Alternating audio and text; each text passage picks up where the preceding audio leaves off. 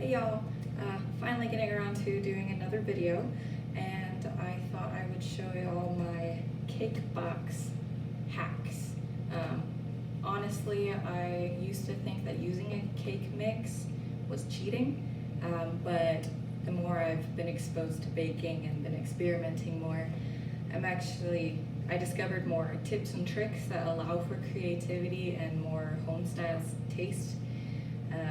But you still get guaranteed greatness because this is a true and tested method. So I prefer the Betty Crocker cake mixes. They're a lot more moist, they're higher quality than some of the other brands, and some of the mixes even have pudding in the mix already, which is one of the hacks that you can use to oomph up your cake mix.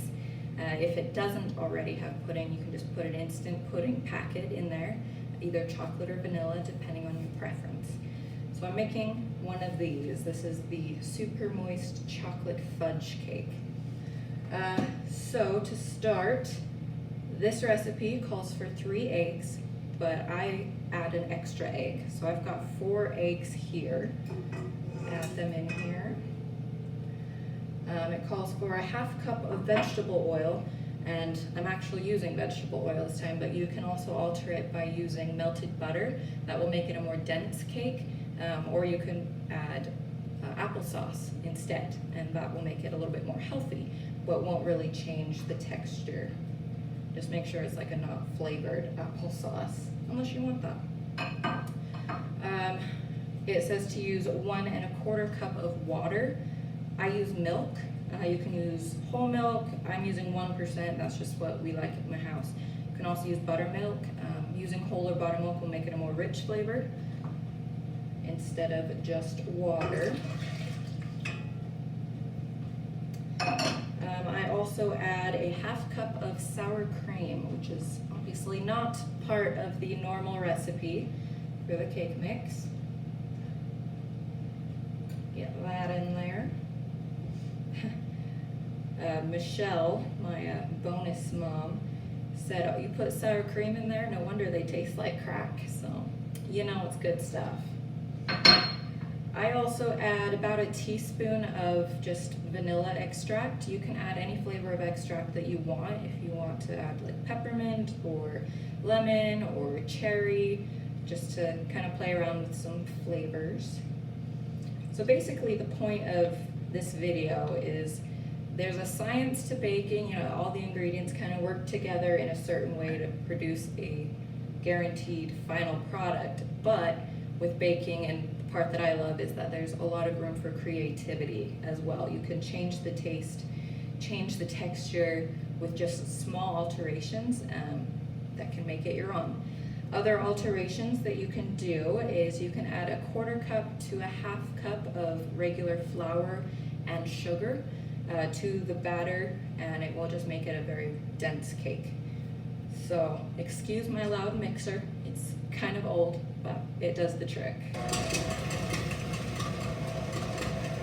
I like to beat all the wet ingredients first, just to make sure they're very well combined before I add the dry mix.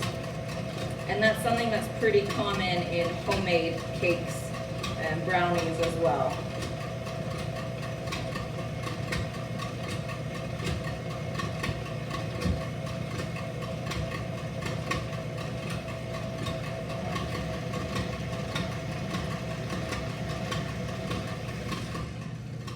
Okay, and then I follow the box instructions. It says to mix it on medium for about 2 minutes.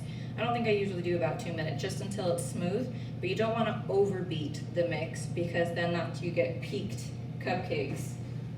Like this guy, I don't know if you can tell, but he's got a little point on his top, and that is from overproducing the gluten that is in the dry mix. So you just want to mix it until it's smooth, and so it's kind of a fine balance to develop the gluten enough, but not too much. The just right challenge. And you want to make sure that you scrape the sides because the dry mix will tend to get stuck along the sides and the bottom.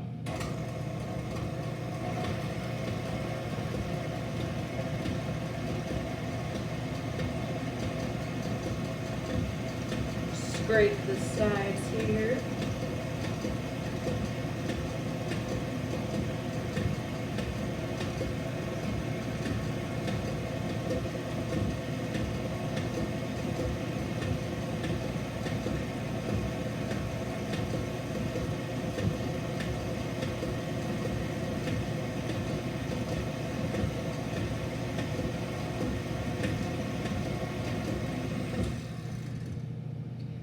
So as I said in the beginning, if I were to add pudding to this, I'd probably add chocolate instant pudding. But you could add vanilla. Again, you could play with flavors. You could make like a white cake and add lemon pudding to it and lemon extract. Just have fun. Have fun in the kitchen. It's a fun place to be where magic happens. Alright, now's the time to transfer it to the cupcake papers. I lightly spray, kind of like just a quick once over. If you spray them too much, the papers tend to get super soggy and will pull away from the papers. If you don't spray it enough, some batters will stick to it and start falling apart. It's usually not so much with cake mixes. They're made to be pretty moist and will pull away. But for like homemade cupcakes, that could be a thing. If they're dense enough, they might rip away with the paper. I use just a standard size cookie scooper. Makes them just even throughout, and you want to fill it about 1/2 to 2/3 of the way full. And because we've added extra things, I can actually get 3 dozen cupcakes out of one box mix because of all the extra. And because I'm not filling it nearly as much as I probably normally would with a homemade cupcake. Something else to note, I bake these on a convection oven setting. That turns a fan on inside the oven and stirs the heat around more evenly. So I can fit all 3 of the pans in there at the same time and they all get evenly cooked. Something to note with that though is it bakes a lot faster. So the box instructions tell me to bake it like 14 to 19 minutes. I bake them 10 minutes and they're done just because of how the heat has distributed throughout. Sometimes I go back over these cupcakes and I add about a teaspoon more. It's like just barely too small for my liking, but it really won't matter too much. If you overfill them, they just puff up and they make it kind of hard to decorate, and then it's a lot of cake to deal with when you're wanting just something small, something fun-sized and personal. So I'm adding about a teaspoon back into each one. And that's just personal preference. You play around with it, you find what size cupcake you like, what is more convenient for you. But don't overfill it just to try to use all the batter, because sometimes they can come out looking a little bit like a hot mess. They're still delicious, they just kind of look a little off.